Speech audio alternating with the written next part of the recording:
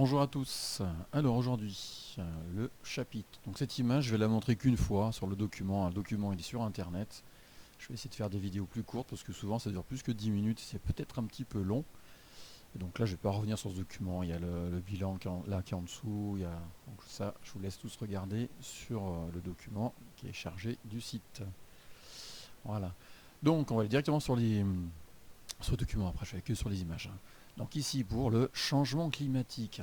Il y en a plein qui se disent oula, le réchauffement du climat, le climat qui change, c'est pas vrai, c'est faux. Ouais, mais il y a tellement de preuves maintenant que c'est bon, on a bien compris. Donc le changement du climat, oui, c'est une réalité. Donc pour aller vite, ouais, il y a l'essentiel, il y avait trois choses à regarder. J'ai mis petit 1, petit 2, petit 3. Une preuve que les glaciers, ils fondent vraiment, puis énormément. Que ce soit des glaciers chez nous en Savoie, dans les montagnes, n'importe où dans le monde, les pôles, il y a de la glace qui fond énormément chaque été, puis chaque hiver, ça ne reprend pas. Le stock de glace ne se refait pas. Il y a une vraie fonte là. Que le CO2 réchauffe l'atmosphère. Il y en a qui disent bah, le CO2, il n'y en a pas beaucoup. C'est vrai qu'il n'y en a pas beaucoup, parce que c'est beaucoup moins que 1% dans l'atmosphère, hein, c'est zéro quelque chose. Donc quand on dit que c'est en dessous de zéro, on se dit oh, c'est presque rien. Eh oui, mais ça a un effet. Puis il n'y a pas que le CO2 qui réchauffe, il n'y a pas que le CO2 qui fait l'effet de serre. Et puis nous, avec nos activités, hein, les transports, les usines, où il y a beaucoup de choses qui dégagent du CO2. Et puis dernière chose, prouver aussi que c'est pas que du réchauffement, mais les tempêtes, les sécheresses, c'est de pire en pire. De pire en pire. Donc quand il y a des gens qui passent leur temps justement à compter combien il y a de tempêtes, l'ampleur de la tempête, bah après on regarde des documents et on voit si c'est de pire en pire ou sinon c'est comme d'habitude. Voilà, c'est pas compliqué. Alors, les images. Donc là-dessus, pour aller vite, il y avait le rocher qu'on trouve à Lyon, dans la ville de Lyon, c'est quand même, comme ils disent, à 200 km des montagnes. Qu'est-ce qu'il fait là alors que c'est un rocher de montagne? Bah, il y avait des glaciers qui venaient jusqu'à Lyon, même qui dépassaient un peu Lyon.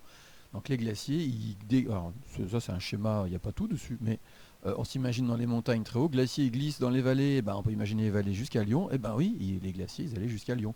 Ça veut dire que quand ça passait sur Chambéry, il y avait des centaines de mètres d'épaisseur de glace, là on voit pas trop l'échelle, mais des centaines de mètres, même à des endroits ça peut faire plus d'un kilomètre à l'époque, hein. Et ben Chambéry, bon la ville n'existait pas, mais ça passait au niveau de Chambéry, au niveau du lac du Bourget, le glacier glissait sur Chambéry, sur Grenoble, s'il y avait une ville, on aurait du mal à la construire vu qu'il y avait le glacier qui se déplaçait. Donc si un jour par contre la glaciation revienne, et ça devrait peut-être arriver dans des milliers d'années, et ben, il y aura des glaces qui passeront à la place de Chambéry, la ville de Chambéry sera rasée, hein. Mais pour l'instant on n'est pas à ça, on est plutôt au réchauffement du climat, et on n'a plus les glaciers qui vont jusqu'à Lyon comme ça. Et un petit document qui montre que là, il y a 200 000 ans, 400 000 ans, là, il y avait la température qui était montée, qui descend tout doucement sur des milliers d'années, puis qui remonte rapidement. Donc ça, naturellement, il y a toujours eu un moment où il peut y avoir plus de CO2 ou plus de CO2. Normalement, c'est nous le record du CO2. C'est pas le CO2 le plus important dans la variation de la température ici. C'est que si la température a changé les années précédentes, c'est plus le Soleil qui n'a pas toujours la même activité. On n'est pas toujours exactement dans la même place entre la Terre et le Soleil. Donc tout ça, ça change un peu les températures sur Terre. Variation de CO2, le plus grand changement, c'est nous qui avons. On prend le pétrole, le charbon, le gaz qui est dans le sol depuis des millions d'années et on l'utilise. Alors forcément, tout le carbone qui était dedans, ça fait plein de CO2. Oui, ça c'est surtout nous pour le CO2. Qu'est-ce qu'il y a comme autre document? Surtout là, donc le lien entre CO2 et température. Il y a toujours plein de documents. Il y avait celui d'avant, là. Alors il n'y a pas le mot CO2, mais souvent ils le mettent en parallèle. Et puis là, donc là, parce que c'est donc le rouge, c'était le CO2 justement, le taux de CO2 qui monte. Alors partie pour million, c'est par rapport à un million, c'est vrai que c'est pas beaucoup comme unité, mais quand même de toute façon il y a une augmentation. Et si on remonte dans le temps encore plus loin, vraiment ça faisait très longtemps que la courbe était basse et plate.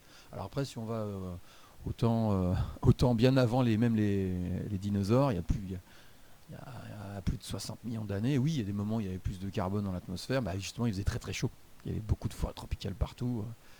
Donc à d'autres moments, il y a déjà eu du CO2, mais justement, quand il y en a, eh ben, il fait très chaud. Donc nous, à cause de nous, avec tout ce carbone qu'on a pris dans le sol et qu'on ressort par les pots d'échappement de tous les transports, les camions, les gros bateaux, les avions, les usines, le taux de CO2 il grimpe. Alors, bien sûr, c'est une unité qui est toute petite, hein, parce qu'on n'est toujours pas à 1% non plus de CO2, mais quand même, ça a un effet. Et les températures, on se dit, bon, bah, elles montent, mais pas beaucoup, parce que la moyenne, elle est presque à 15 degrés, alors que là, elle était en dessous de 14, ça fait que 1 degré et quelques. Oui, bon, bah, quand même. quand même. En fait, ça joue, c'est-à-dire que sur toute la planète, toutes les températures sont en train de monter tout doucement. Et puis, c'est pas le réchauffement qui se ressent le plus, de toute façon, c'est donc le plus important. Alors là, c'est pour montrer la glace qui fond pendant l'été. Oui, c'est au Groenland. Je peux revenir dessus. Donc on voit bien que la surface de glace qui fond, elle est gigantesque par rapport au point de départ. Parce que là, ils auraient dû mettre l'échelle parce qu'il y a des centaines de kilomètres là. Hein, c'est immense. Donc dernier document. Moi, j'étais revenu sur celui-ci. Celui-ci, il est clair, il est facile. Hein. Les barres en vert, tempête. Et ben, si on regarde bien la taille des barres ici, on peut prendre des chiffres ici, parce que le nombre de fois où il y a eu des catastrophes naturelles, le nombre de fois où on a des tempêtes, des inondations, des sécheresses, la hauteur de la barre, bah, on peut donner des chiffres. J'en ai pas donné tout à l'heure, je crois que je viens de faire le document. Il faut donner des chiffres, c'est toujours plus précis. On voit bien que c'est doublé. Tout est doublé, mais largement. Là, les petites barres, c'était les sécheresses. On voit la hauteur, le nombre de sécheresses, et là, c'est plus que doublé. C'est plus que doublé. Voilà, donc en prenant des chiffres, on peut être vraiment très précis et montrer que tempête, inondation, alors inondation, c'est moins flagrant, mais quand même aussi.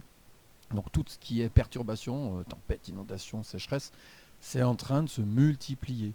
Parce que l'effet du réchauffement de l'air, c'est pas juste ça chauffe, c'est que justement ça peut changer tous les phénomènes qu'il y avait sur Terre et en amplifier certains. Voilà, donc avoir plus souvent des tempêtes, elles sont plus fortes, il y a beaucoup de conséquences. Donc j'étais chercher des images pour illustrer un peu ça.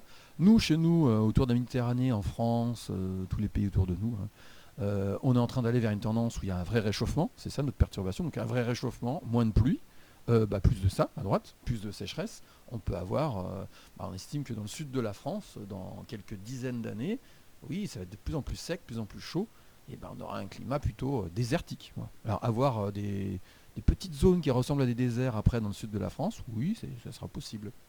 Donc on imagine la vie, comment elle va être, avec moins d'eau, plus de sécheresse, ça va pas être facile. Et plus d'inondations, ça fait plus souvent ce paysage-là. Voilà, avec. Bon, là, il y a un fleuve qui est pas loin, hein, c'est pas une ville loin de tout, qui d'un seul coup a plein d'eau. Hein. C'est le fleuve qui est monté, mais vraiment le fleuve, on voit le ponton flottant là qui devrait être certainement des mètres et des mètres plus bas, parce que le niveau du sol, là, il est bien à 1 mètre ou 2 en dessous de ce qu'on voit là. Et en fait, si le sol est là, le fleuve il est peut-être aussi 2 mètres, 3 mètres plus bas, il y a peut-être 5 mètres, 6 mètres de trop là, sur le fleuve. Voilà, donc ça c'est des phénomènes, que ce soit les sécheresses, les inondations, les tempêtes qui seront plus fréquentes. Puis il y a des endroits dans le monde où c'est vraiment flagrant. Bon, chez nous en France, c'est sûr que tempête, c'est jamais aussi fort que dans d'autres pays. Inondations, c'est possible. Les sécheresses, comme ça, elles viendront petit à petit. Voilà, donc je reviens pas sur le bilan, les détails, pour faire une vidéo un peu plus courte. Bonne journée.